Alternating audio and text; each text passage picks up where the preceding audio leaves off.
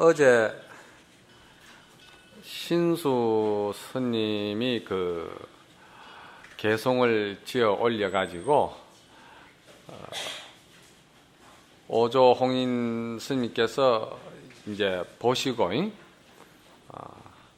그 이후의 내용은 저 강의를 어제 이제 잘 들으신 분들은 그 뭐 사소한 그 내용들은 여러분들이 단경을 읽으면 다 이해가는 부분들이거든요. 그 내용들을 이제 간략히 정리를 하면은 신수 스님이 이제 개송을 적었는데 그 개송 내용이 그 본성 자리를 확실하게 깨뚫어서 확철하게 본 내용이 못 된다고 이제 그 홍인 스님께서 이제 불러다가 나무라셨죠. 그리고 너의 개송을 보니 너는 그 심성을 본 것이 확실하게 그 문을 열고 들어온 것이 아니고 문 앞에 머물고 있구나, 이렇게 이제 어제 말씀을 했죠. 근데 사실은 문 앞에 머물고 있다고 말씀을 해도 문 앞에 머물고 있는 게 아니에요. 사실은 본래 문 밖으로 나가질 않았는데 뭐 문 앞에 머물고 있을 거는 뭐 있나요? 그러니까 이제 그 개송이 잘못된 거를 이제 이야기를 하죠. 그래서 그 개송을 그래도 이제 그 대중들이 그걸 외우고 수행하게끔 이제 홍인 스님께서 이야기를 하셔가지고 이제 대중들이 그 개송을 외우는데 한 3위가 그 방앗간을 지나가면서 그 개송을 외우죠. 그래서 육조스님이 그걸 들으니까 벌써 들어보니까 이거는 그 본성을 깨뚫어 본 경지에서 나온 개송이 아니라는 것을 이제 해능스님이 알았죠. 왜 알았을까요? 해능스님은 종지를 알고 정견이 이미 확립이 되어 있었기 때문에, 확신이 되었기 때문에 벌써 들어보니까 아는 거예요. 우리는 이게 이제 개송이 한문으로 되어 있으니까 우리가 이제 이해하기 어렵지만 그네들은 지금 우리가 대화하듯이 우리 이야기잖아요. 그런데 이 이야기를 들으니까 벌써 이거는 종지를 모르는 이야기구나, 이렇게 이제 아시고는 나도 그 개송이 있는 데 가서 한번 그 개송을 보도록 해 주세요. 그래가지고 3일을 따라서 가서 이제 그 개송을 보고서는 육조 스님이 자기도 개송을 짓겠다고 그러죠. 그랬을 때 3위가 난 놓고 기억자도 모르는 이 무지랭이 행자가 개송을 짓겠다고 그러니까 이제 놀란 거죠. 그래서 그 해능스님이 그런 말씀을 하죠. 비천한 자에게도 생사를 끊는 날카로운 치모금이 있고 아주 귀한 사람에게도 발밑을 들여다보지 못하는 어두움이 있다. 어떻게 사람을 그렇게 무시하느냐, 이제 그런 이야기를 한 거예요. 내가 좀 각색해서 이야기를 했는데 책에는 그렇게 안 되지만은 그렇다는 거지. 그러니까 그 이제 사미가 깜짝 놀래가지고 그러면 불러시오, 내가 대피를 해줄 테니까. 그래서 이제 그 개송을 쓰는 것이 이제 오늘 67쪽입니다. 이 개송은 신수 스님의 개송에 대비해서 만들어진 개송이기 때문에 그런 줄 아시고 이거를 봐야지, 신수 스님의 개송이 없는 상태에서 이 개송만 본다고 할 것 같으면은 신수 스님이 개송을 두고 이걸 보면은 이 개송의 뜻이 확실히 돈법 사상이 드러나지만은 그냥 하면은 또 이게 조금 효과가 떨어지겠죠. 그래서 신수 스님이 개송을 항상 같이 놓고 대비하면서 보셔야 돼요. 근데 이제 어제 이제 다 신수 스님 개송은 이제 모두 설명이 되었으니까, 보리는 본래 나무가 없고 밝은 거울 또한 받침대 없네. 부처의 성품은 항상 깨끗하거니 어느 곳에 티끌먼지 있으리요. 이렇게 이제 지은 거예요. 그게 이제 대비돼 가지고 이제 그래 된 거예요. 이 개송에는 동교법에 그 돈법이 잘 드러나 있는 그 사상이 잘 스며들어 있는 개성이에요. 그래서 이제 이 개성 하나로 인해 가지고 그 남방의 소수민족 출신으로서 참 학문도 혜택을 못 받고 무식한 해능이 가장 가난하고 빈민촌에서 그냥 몰락한 집안의 출신으로서 아무것도 볼 거 없는 그 해능 행자가 이 개성 하나로 동아시아의 이 선불교, 우리가 소위 말하는 조사선, 오늘날의 우리가 선의 근본 뿌리를 찾는다면은 이 해능 스님의 정신을 우리가 찾지 않을 수가 없는 이런 이제 위대한 그 인물이 되는 거예요. 이 개성이 그런 거 보면 대단히 중요하죠. 보리는 본래 나무가 없다고, 그리고 밝은 거울은 본래 또한 그 대가 없다 이 말이야. 그러니까 이것은 뭘 말하냐면은, 자, 신수 스님의 개성이나 신수 스님의 정교법을 볼 때는 우리가 이제 이런 걸 생각해 봐야 됩니다.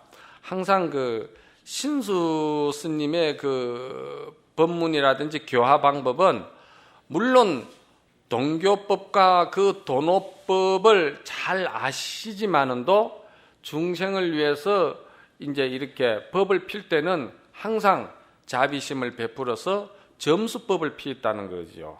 이 점수법과 이 조사선의 도노법하고 차이가 뭐냐면은, 우리가 참선을 하든 불교에 우리가 그 진리를 공부를 하든 또 경학을 보든 내가 본래 조금도 부족함이 없는 완전한 부처로서 그 부처의 모습을 내가 자각하기 위해서 공부를 하는 것은 돈법으로 들어가는 것이고, 내가 중생으로서 출발해서 부처의 지경에 들어가기 위해서 따끔을 세우는 것은 전법으로 들어가는 거예요. 그래서 이제 현재로서는 그 신수 스님이 보실 때는 중생들은 다 업이라는 것을 붙들고 있고 업을 인정하고 있고, 또 그리고 그 업 습관에 의해서 항상 중생은 고통과 가래를 항상 겪고 있으니까 그것을 지우는 쪽으로 수행을 해서 그걸 지워 없애는 쪽으로 개성을 지은 게거든요. 그래서 때때로 수시로 거울에 먼지가 끼지 않게끔 항상 열심히 부지런히 닦으라, 수행을 이렇게 이야기를 했잖아요. 그래서 이제 그거를 응심입정이라고 그러죠. 응길 응자, 마음심자, 정에 들어간다. 정에 들어간다는 것도 그냥 우리가 신수 스님은 마음을 고요히 만들어 가지고 그 고요한 상태에서 정이라는 어떤 상을 만든다는 것이죠. 이게 이제 따끔을 세우는 입장에서 보는 거예요.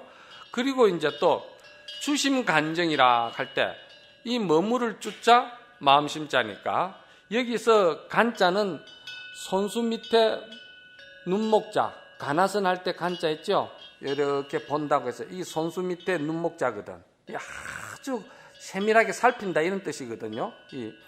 그래서 그 마음을 한 곳에 조용히 통일시킨다든지, 그때 마음을 한 곳에 다 고요하게 모아가지고 그 모으다 보니까 마음이 고요해지니까 그 고요해진 것이 공에 들어간다. 청정이라고 할 때는 공을 말하는 것이거든요. 청정은 항상 공이라는 걸 생각하시면 돼요. 그러니까 그 공에 들어간다.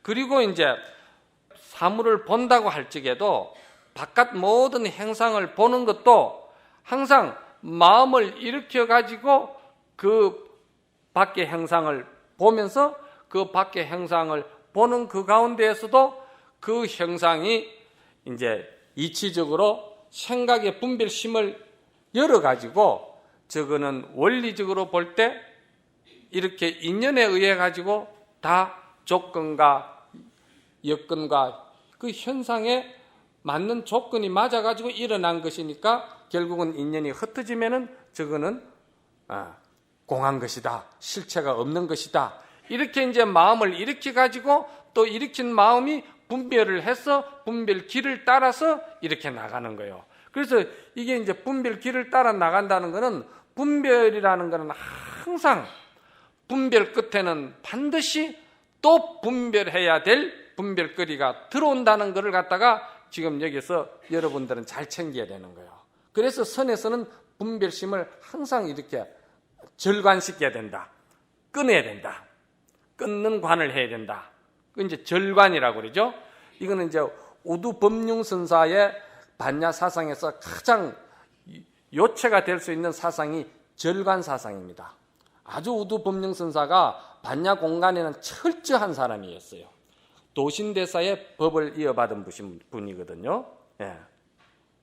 시간이 있으면 다음에 이제 우두법륜선사 법문도 좀 해드리면 싶은데, 그리고는 이제 섭심내정이라 해가지고 마음을 항상 모으는 어떤 그 인위적인 조작을 통해서 마음이 고요해지고 또 그 마음을 정득하는 것을 깨닫게 되고 모든 것이 이렇게 이제 하고자 하는 그런 그 조작이 들어가야 된다는 것이죠. 그래서 거울에 먼지가 끼면은 또 닦아야 되고 이런 그 이제 그 닦음을 세운 거예요. 그러니까 이거 수행이 잘못됐다는 건 아니에요. 이 수행법이 어떻게 보면은 우리 그 중생들에게는 아주 근기에 맞게끔 적절한 그 대치 수행법이 아니었느냐 이 생각도 할 수가 있어요. 그런데 이제 점수법하고 해능스님의 이 돈수법하고를 비례했을 때 해능스님의 그 돈호법은 여기에 대해서 차별화가 된다는 것은 우리가 여기서 알고 넘어가야 된다는 것이죠. 그래서 이제 이 조사서는 본래 돈오고 돈수다 이 말이야. 그래서 그럼 조사선의 내용이 정말 뭐길래 이 점수법하고 차이점이 되느냐? 이 단경에서 말하는 가장 그 사상의 요체라고 할 수 있으면은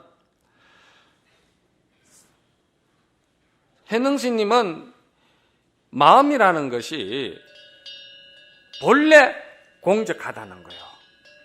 이걸 잘 아셔야 돼요. 우리가 참선을 한다, 정삼매에 들어간다든지 열반을 성취한다든지 우리가 어떤 그 경지를 이야기한다는 것은 결국은 뭐냐 하면은 공적함을 체험하는 거예요.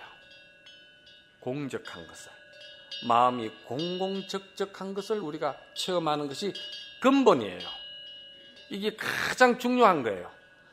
마음이 공공적적한 것을 체험을 하면은 그 마음이 공적했기 때문에 공적한 것이기 때문에 거기에서 일어난 무수한 생각들은 일어났다 하더라도 그건 일어난 것이 아니라는 거예요. 그걸 무생이라고 그러는 거예요. 비유를 하자면은 허공이 마음이 허공과 같은데 허공에다가 어떻게 무엇을 거기에다가 올려놓을 수가 있으며 거기다가 세울 수가 있느냐 이 말이야. 육조스님께서 보는 것은 그거예요.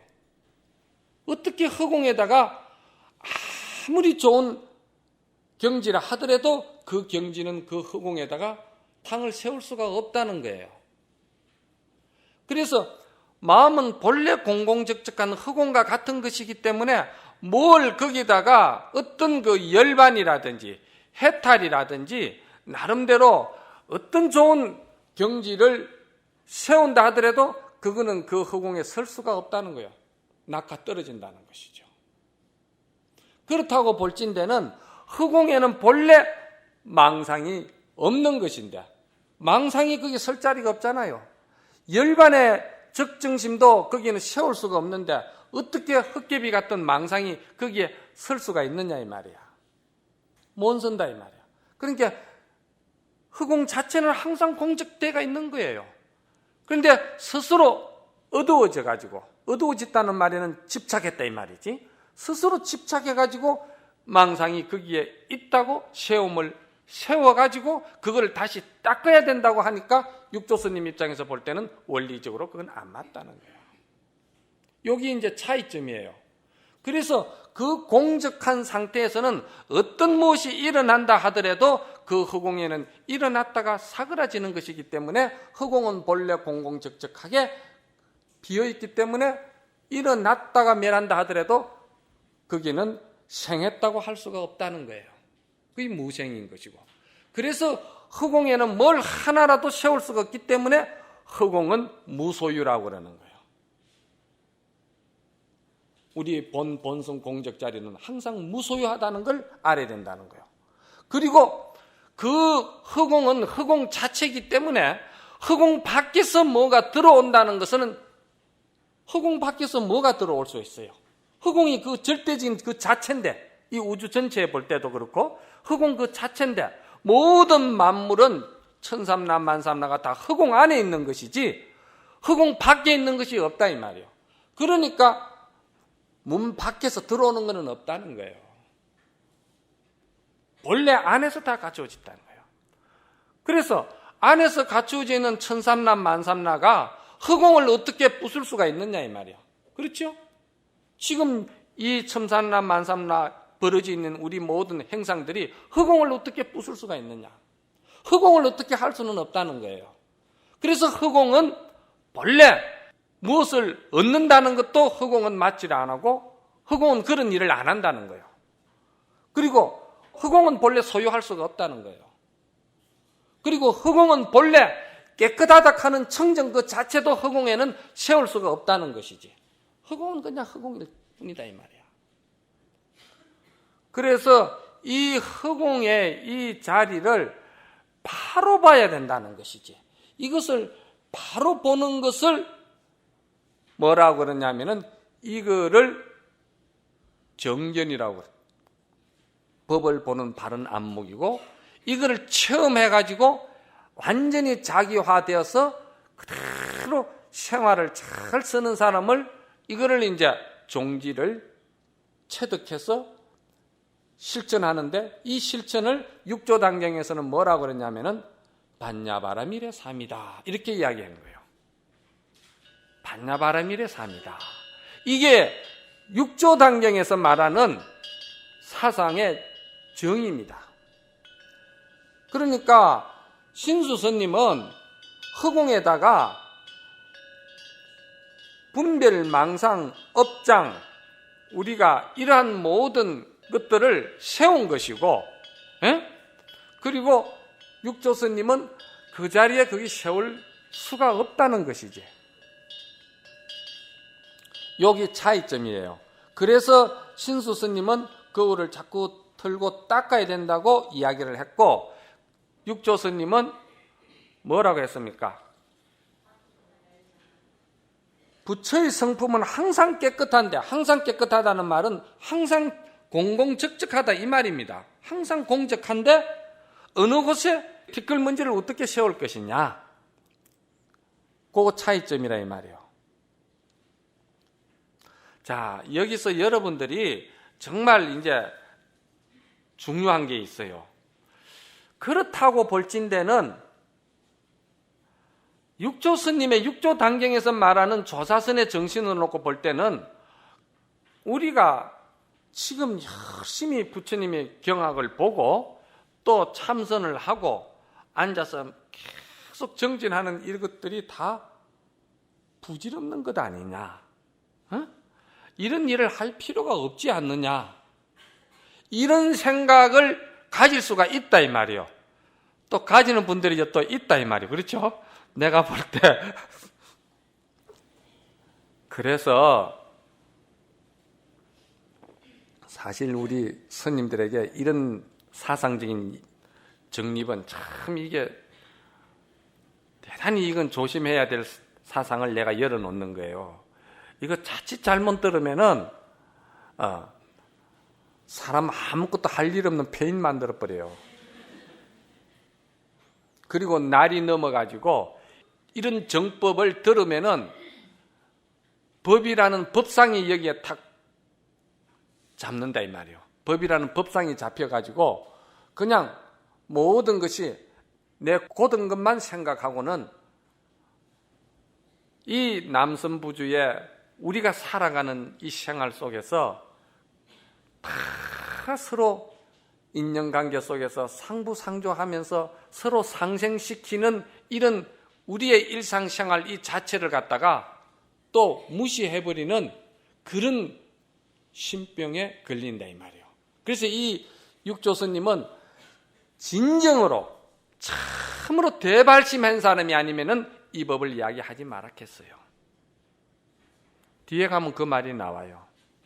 그래서 이런 것을 알기 때문에 신수 스님은 열심히 우리가 공부하고 정진하고 그 공적한 자리인 줄 알면서 우리가 공적한 자리를 닦아야 된다는 거예요. 그런데 이 신수 스님의 법문이 상당히 일리가 있어요. 현재 중생들에게는 내가 언젠가도 그런 이야기를 했죠. 물 위에 뜬 달이 사실은 진달이 아니에요. 참달은 아니거든요. 그런데 그것이 참달이 아니라는 것을 갖다가 가리키는 것은 육조스님의 말씀이고, 알겠습니까?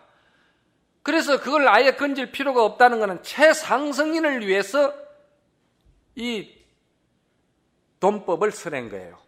그런데 신수스님은 물에 뜬 달이 진달이 아니고 참달은 아니지만은도 아닌 줄 알면서 그거를 계속 건지려고 하는 애를 써야 된다는 것이 따끔을 세운 거예요. 그러면은 그걸 건지려고 애를 쓰다 보면은 그것이 참달이 아니었구나 하는 깨침이 오게 된다는 거예요. 애를 쓰기 때문에 깨침이 온다는 거예요. 알겠어요? 애를 쓰지 않으면은 그냥 중생업을 내가 짊어지고 그걸 내가 인정하고 지금 있는 현실이기 때문에 그대로 내가 그만 지옥을 하살 촉처럼 들어가 버리는 거예요. 아무것도 할 일이 없는 사람이 돼가지고.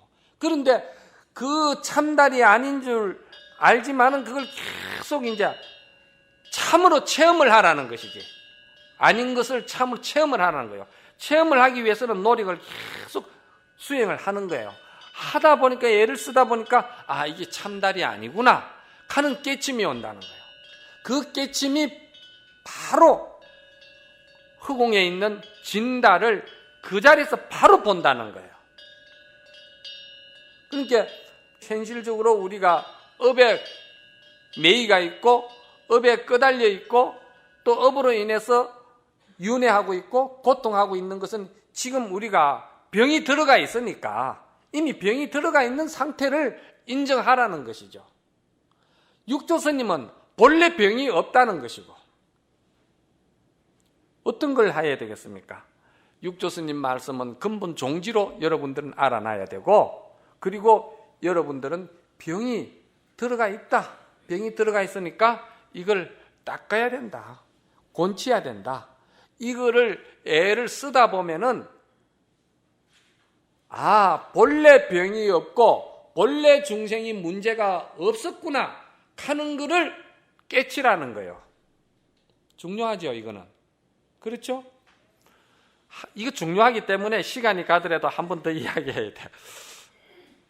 송판이 나무가 이래 있는데 그 나무 속에 불이 있다는 거예요. 알겠습니까? 나무가 불성을 가지고 있다는 거예요. 불이 있다는 겁니다. 그런데 우리가 나무에 그 불기운이 가지고 있다는 거 믿을 사람이 별로 없잖아요.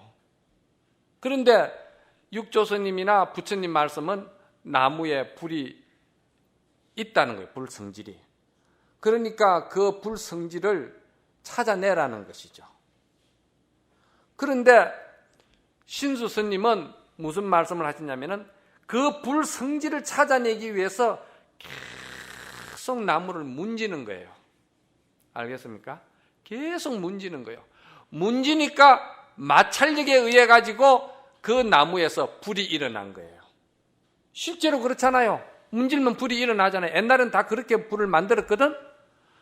그래서 그 불이 일어난과 동시에 우리는 나무에 본래 불이 있었구나 하는 것을 깨닫게끔 해주는 것은 신수스님의 이 점수법이에요. 그런데 이 단경에서 말하는 돈법은 비벼가지고 불을 일으키는 작용을 인정을 하지 않고 불 자체가 지금 타고 있다. 우리에게 불 자체가 타고 있으니까 그대로 생을 그대로 불을 활용해 쓰라고 그러는 거예요. 차원이 다르죠? 그대로 쓰라는 거예요. 육조스님은. 그러면 그대로 쓰라는 것을 단경에서는 뭐라고 이야기를 했냐면은 항상 육조스님은 지혜로서 관하라. 이렇게 이야기했거든요. 지혜로서 관하라. 그 말이 참 많이 나와요.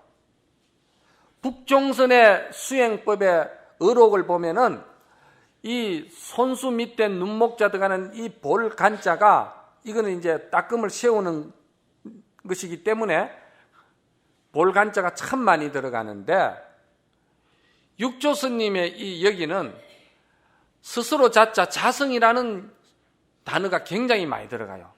자성의 본래 불이 지금 완전하게 지금 일어나고 타고 있으니까 그대로 쓰라는 것이지. 그럼 이걸 그대로 쓸 수 있는 사람은 어떤 사람이어야 되냐? 아주 상근기인이라야 이 법을 바로 종지를 받아서 쓸 수 있다는 거지.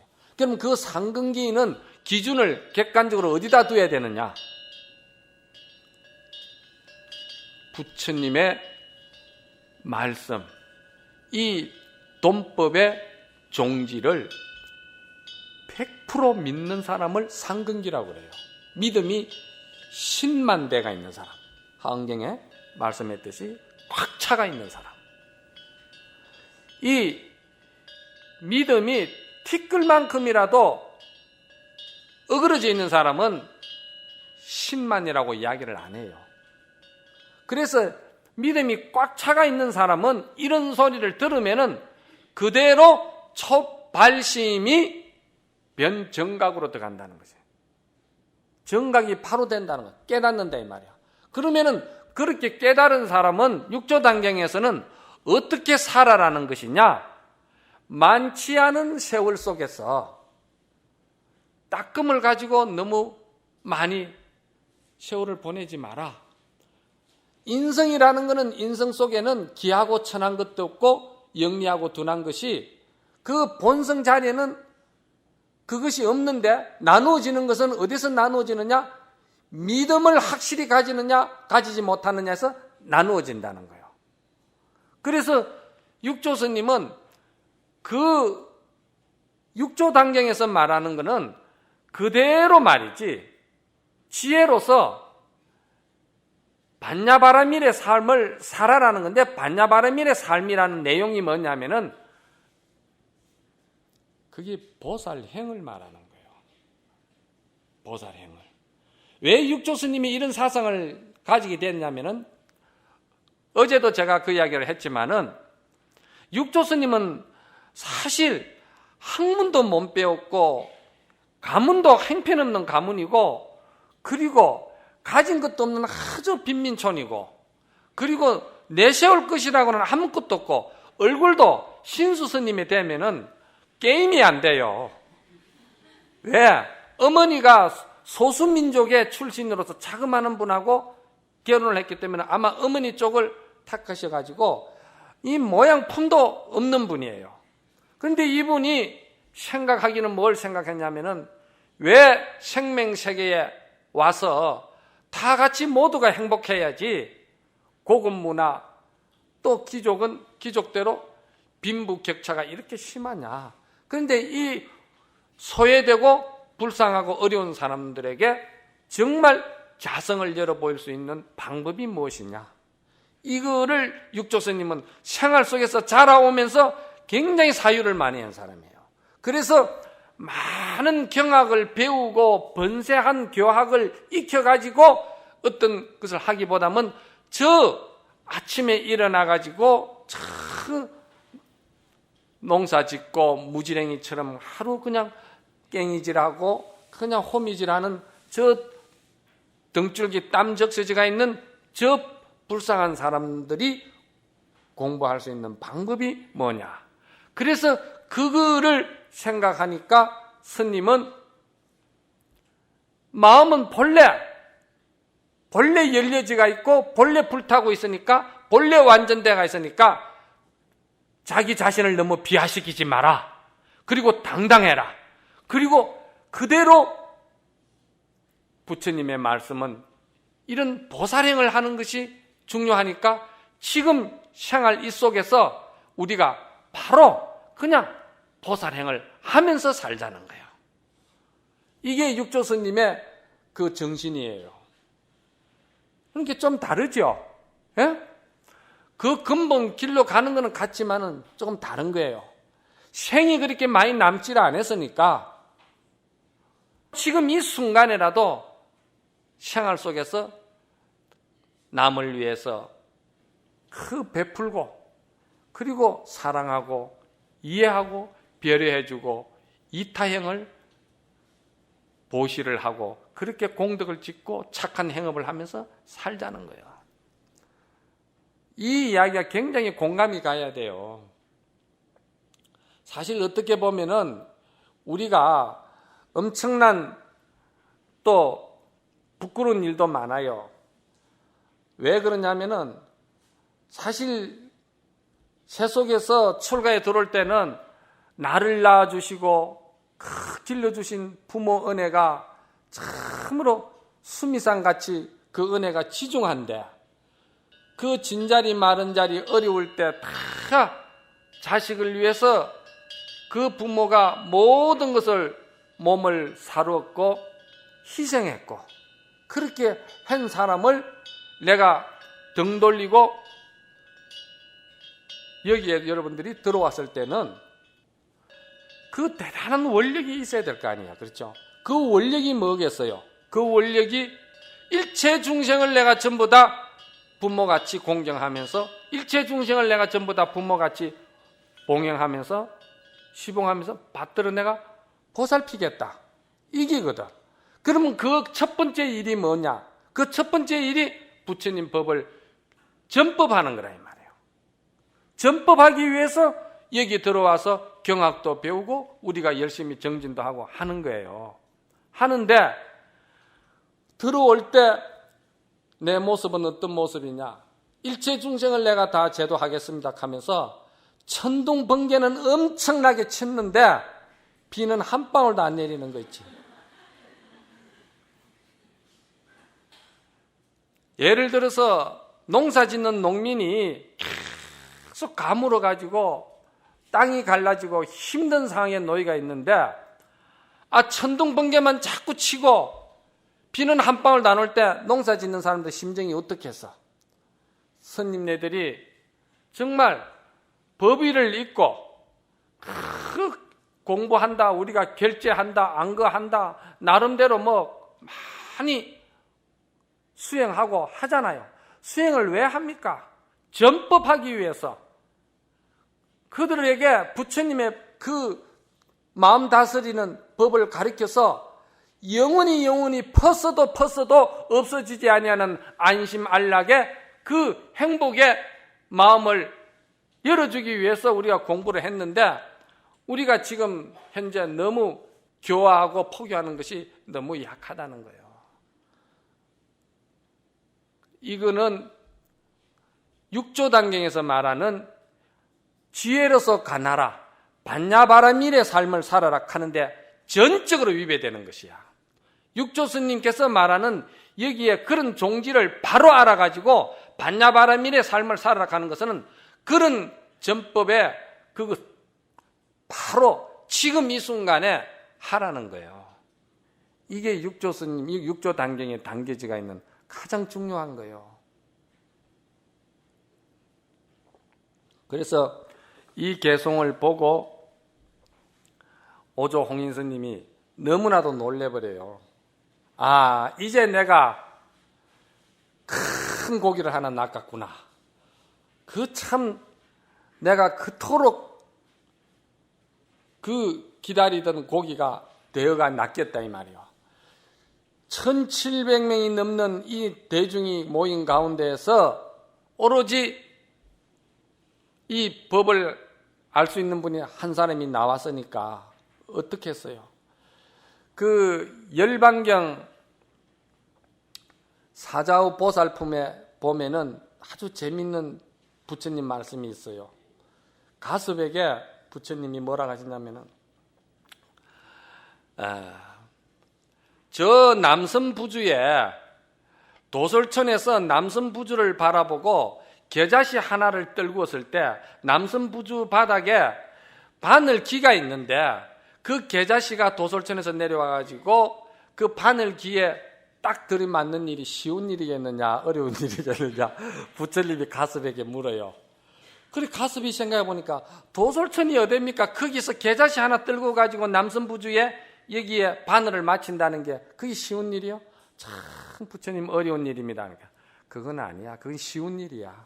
부처님이 그렇게 말씀하는 그보다 더 어려운 일이 있습니까? 하니까 더 어려운 일이 있다. 그게 뭡니까? 그러니까 정인과 정년이라고 열반경에는 나와요. 바를 정자, 원인 인자, 이날 인자죠. 그리고 바를 정자, 인년년자죠. 그럼 정인은 뭐냐 하면은 정인은 바른 발심한 사람을 만나기가 어렵다는 거예요. 그럼 바른 발심은 무엇이 바른 발심이냐? 금강경에서는 바른 발심을 무구무상 발심을 바른 발심이라고 그랬어요. 없을 무자 구할 구자 구하는 바가 없는 사람. 이 법의를 입는 순간에는 적어도 법의를 입은 여러분들과 저는 이걸 입는 순간에는 절대적으로 무엇을 바라거나 의지하거나 기대하거나 구하려고 하는 생각을 가져서는 안 돼요. 왜? 구하려고 하는 생각에서부터 모든 고통은 일어나고 구하려고 하는 생각부터 모든 어리석음은 거기서 다 벌어지는 거예요.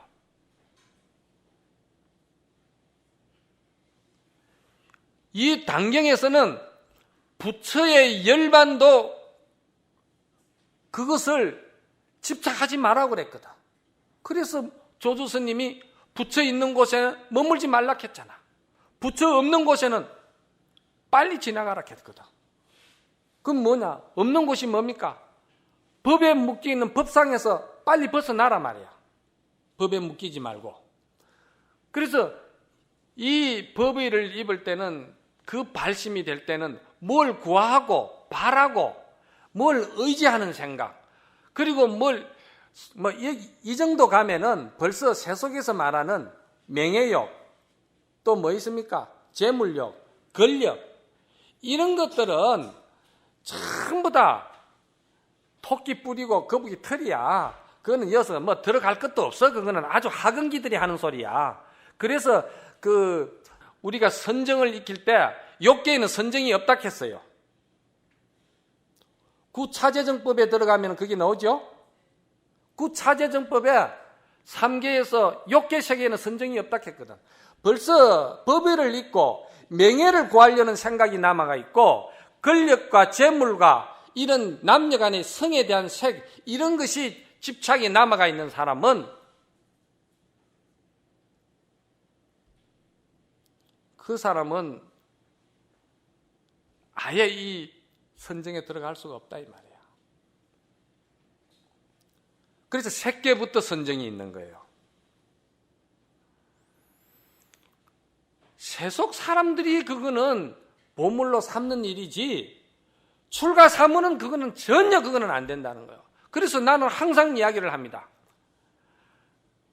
여기 스님들도 계시고 또는 뭐 참선하는 스님들이나 안거를 우리가 한만 많이 하고 뭐 수천 수만 안거를 하고 또 절집에서 수천 수만 년을 머물렀다 하는 불자들이라도 그 과거가 중요한 거 아니에요. 그것은 오랫동안 그만큼 천둥치고 번개쳤다 그 뿐이지 비가 안 오면 소용없는 거예요. 지금 지금 살아가는 생활 모습을 봐야 돼. 지금 살아가는 생활의 그 질을 봐야 돼요. 그게 법력이고 그게 그 사람의 모습이고 그게 그 사람의 그 자체예요. 딴 거 볼 거 없어요.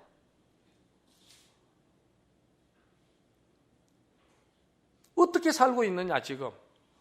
아무리 대우받는 위치에 있는 분이라도 그분이 지금 명예를 집착하고 있고 뭔가 권력이나 재물에 집착해서 그쪽으로 그 마음을 어지럽히고 있다면은 그 사람은 그냥 명예 그 자체고 그 위치라는 그 자체뿐이지 부처님 불법하고는 상관이 없는 사람인 줄을 알아야 된다 이 말이에요.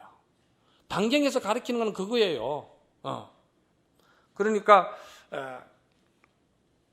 이 당경은 따끔을 완전히 무시하고 그것은 필요 없다는 이야기가 아니고 당경에서는 그 따끔을 세우지 아니하는 대신에 무엇을 그만큼 심도 있게 깊이 강조하느냐 하면은 발심을 강조를 하는 거예요. 발심을. 그래서 저는 어디 가도 발심을 깨끗하게 해라. 무구무상의 발심을 해라. 발심이 진정 깨끗하면은 진정 깨끗하는 그 순간에 된다는 거예요. 그래서 그 열반경의 말씀처럼 정말 정인, 깨끗한 발심이 된 사람, 그 깨끗한 발심이 된 사람은 도노한다는 거예요. 왜 도노하느냐? 정년을 만나면 도노한다는 거예요. 정년은 뭐죠? 인연이라는 거 아니에요. 그렇죠? 그 인연은 누굴 말하느냐 하면은요, 재불과 선지식을 말하는 거예요.